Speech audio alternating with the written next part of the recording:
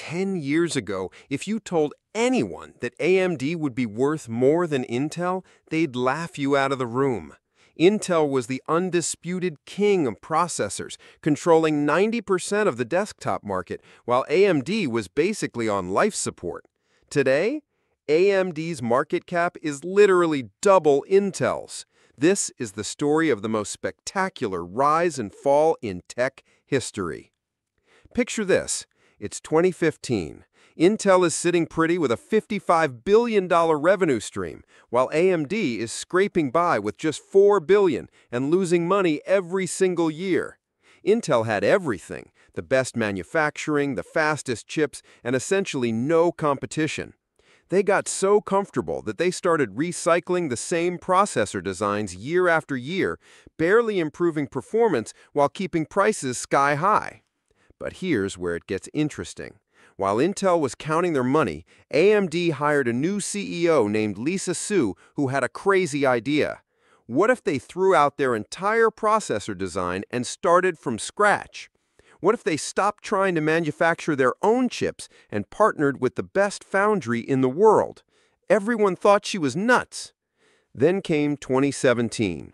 AMD launched something called Ryzen, and suddenly you could buy an 8-core processor for $329. Intel's comparable chip? Over $1,000.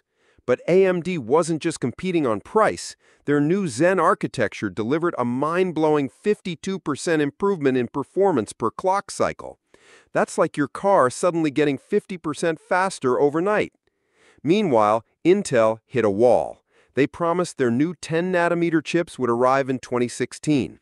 Then 2017, then 2018. The delay is kept piling up because Intel tried to do too much at once, switching to new materials, implementing aggressive scaling, all while avoiding the cutting-edge lithography tech their competitors were using.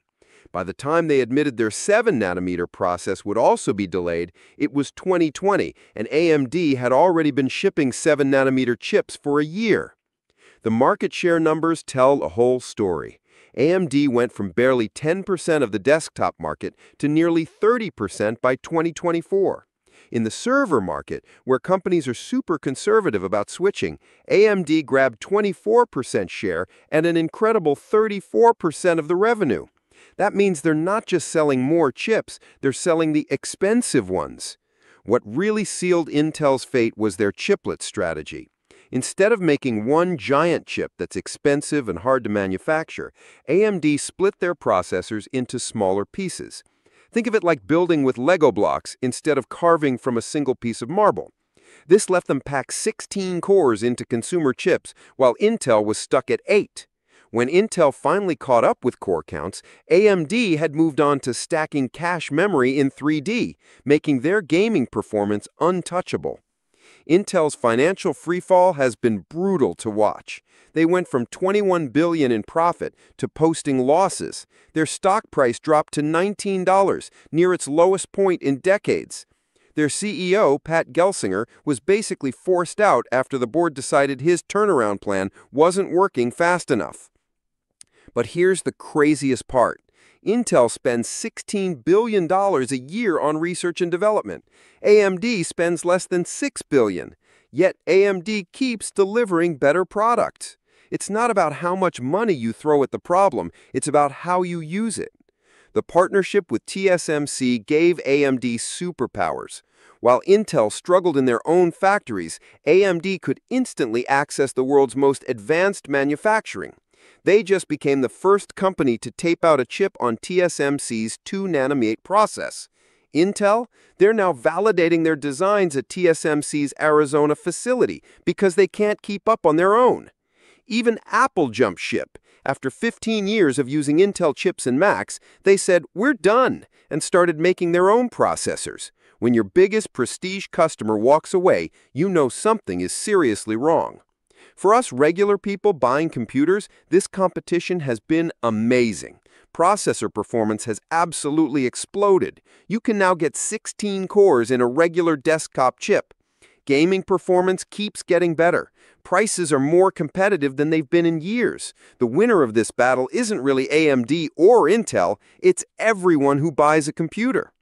Looking forward, Intel's trying to reinvent itself with new leadership and a plan to make chips for other companies. AMD is pushing into AI and just brought Xilinx to expand into new markets. The crazy thing is, this fight is far from over. Intel still has massive resources and decades of relationships. AMD has momentum and better technology. What do you think happens next? Does Intel make a comeback, or does AMD complete the takeover?